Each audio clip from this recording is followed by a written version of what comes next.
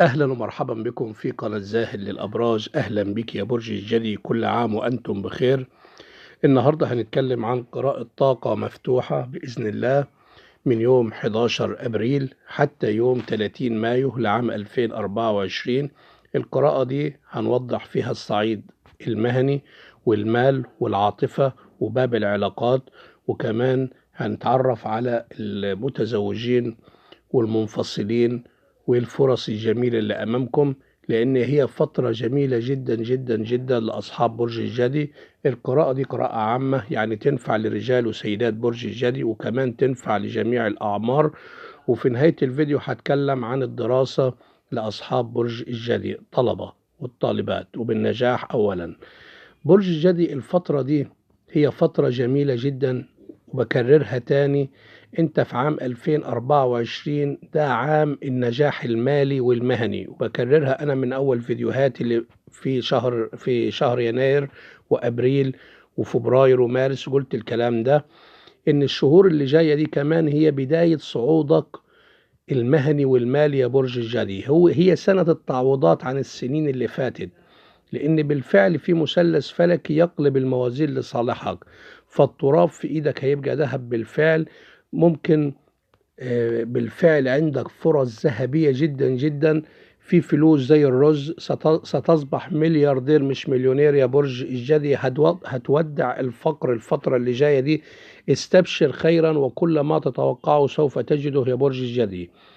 خلي بالك يا برج الجدي، عندك فرص ذهبية، ولكن في بعض التحذيرات المهمة، عشان ممكن انت بتستخدم قانون الجذب العام في جذب الخير والوفرة غلط، فبتحصل تعطيل في بعض الأوقات ليك. فأنا عايز الفيديو ده أوضح لك بعض الحاجات المهمة وبعض التحذيرات المهمة، بجانب التبشيرات الجميلة اللي أنا هقول لك عليها يا برج الجدي، علشان تخلي بالك منها وتجذب إليك كل ما هو خير وكل ما هو فرح ووفرة وسعادة.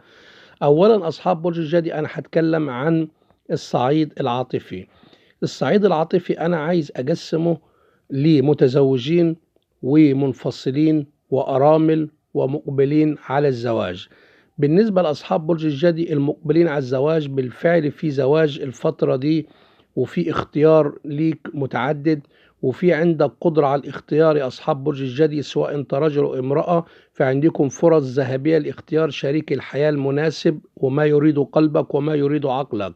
فلا بلاش التردد، يعني يا ريت أصحاب برج الجدي ما يترددوش في تحديد هذا القرار وفي الاختيار المناسب، لأنها فرصة جميلة في الوقت الحاضر ده إنك تختار، لأن اختيارك هيكون صحيح بنسبة 100%.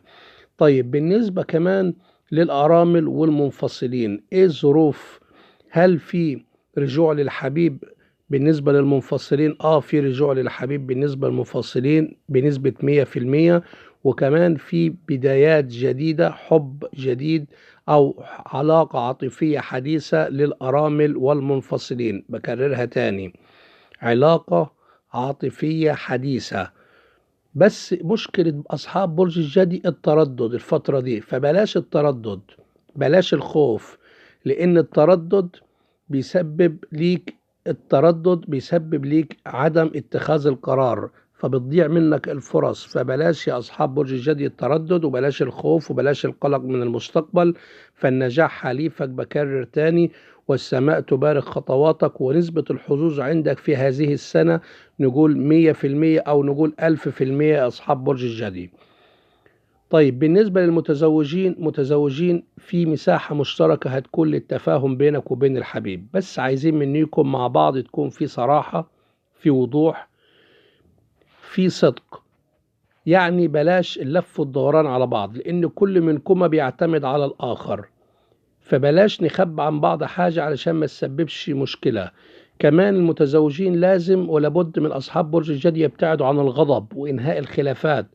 وكمان يعملوا حاجة تاني حلوة، إنه يحاولوا يعملوا مسافات بينهم وبين الآخرين، علشان ما يتدخلوش في حياتهم الشخصية أو العاطفية، وخاصة من الأقارب، خاصة من الأصدقاء أو المقربين إليكم. حاولوا تحافظوا على المسافات والحدود بينكم وبين الآخرين يا متزوجين.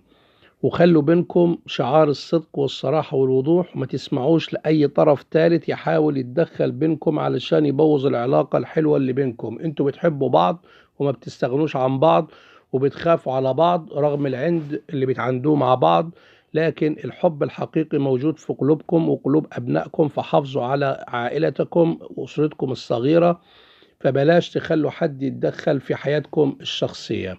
طيب بالنسبة للمال، المال زي الرز، في فلوس كتير جايه لك يا أصحاب برج الجدي، في فلوس كتيرة جدا جدا جدا، لغاية ما انت هتقول يا برج الجدي كفاية.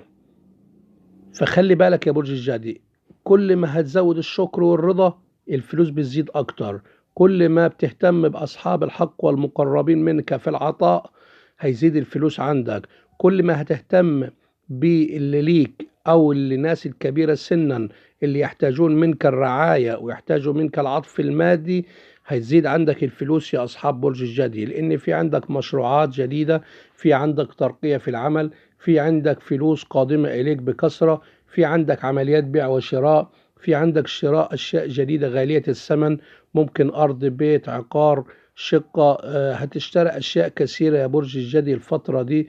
وخلي بالك يا برج الجدي، كل ما هتعطي هتاخد من ربنا كتير، وكل ما هتشكر هتاخد من ربنا كتير، وكل ما تكون في حالة من الرضا وعدم التذمر هتاخد من ربنا كتير يا برج الجدي، خير وبركة وفرحة وصحة وسعادة. برج الجدي كمان بالنسبة للتحذيرات اللي أنا عايزك تخلي بالك منيها، تخلي بالك منيها جدا يا برج الجدي. أولا حاول إنك تكسر من العطاء وما تبقاش بخيل، دي تخلي بالك منها، حاول إنك ما تبقاش بخيل. أنا عارف إن أصحاب برج الجدي مش بخلة وإنهم يدهم فرطة، ولكن خلي بالك من الموضوع ده يا برج الجدي. تاني حاجة يا برج الجدي تخلي بالك منيها إنك تقضي حوائجك بالكتمان، يعني تنتبه جيدا، بلاش تحكي عن أسرارك العاطفية أو المهنية لأي حد.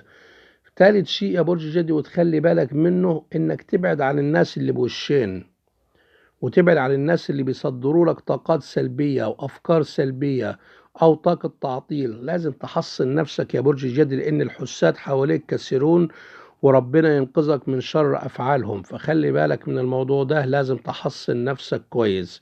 كمان أصحاب برج الجدي بلاش التردد وبلاش الإهمال وبلاش التراخي، وبلاش إنك يعني بلاش تقول تكسل، الكسل خلي بالك، وبلاش تهمل في صحتك. أنا عايز أقولها بصراحة، الإهمال في الصحة بلاش منه، خلي بالك من صحتك جيدا، ابتعد عن التدخين، يعني حافظ على لياقتك البدنية، لأن جسدك وصحتك دول أهم شيء يا برج الجدي، فلا تهمل، ابعد عن العادات الضارة، ابعد عن أي شيء يضر نفسك، انت اوعى بنفسك وخلي بالك من صحتك، وده تحذير مهم يا برج الجدي لازم تخلي بالك منه. كمان برج الجدي آخر شيء تخلي بالك منه وهي أسرارك، وخاصة من أصدقائك، أسرارك وخاصة من أصدقائك، لأن ممكن الصديق ده في يوم من الأيام يتحول أكبر عدو ليك يا برج الجدي، فما تخلي عندك الأسرار بتاعتك في قلبك وعقلك فقط، بلاش تحكي بسلامة نية، لأنها في يوم من الأيام ممكن تستغل لضدك، فانتبه جيدا يا أصحاب برج الجدي. أنا مش عايز أطول عليكم، ولكن لو عجبكم الفيديو شرفوني بالاشتراك، وإلى اللقاء.